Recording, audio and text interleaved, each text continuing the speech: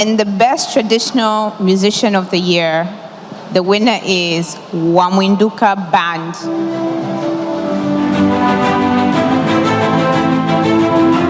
Makofi mengi sana kwao.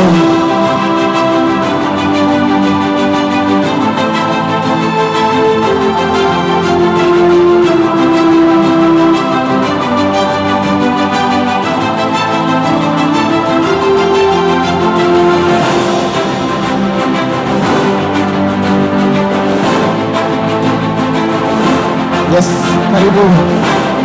Kwa jina naitwa Elis. Asante. Kwa jina naitwa Elisante Mola, ni mtendaji mkuu wa kituo cha kukuza na kuendeleza vipaji vya sanaa vya muziki ya sasa wa utamaduni kinafahamika kwa jina Home of the World.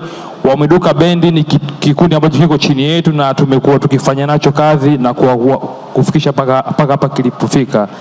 Napenda kudedicate tuzo hii kwa wasanii wa kike ambao tumekuwa nao kwenye kategori yetu. Erika Lulakwa, Elizabeth Mariganya, ongeleni sana. Tunafurahi kuona wanamuziki wa kike wanakuwa pia katika muziki wa utamaduni. Asanteni sana, tunashukuru sana. Makofi mengi sana kwao tafadhali.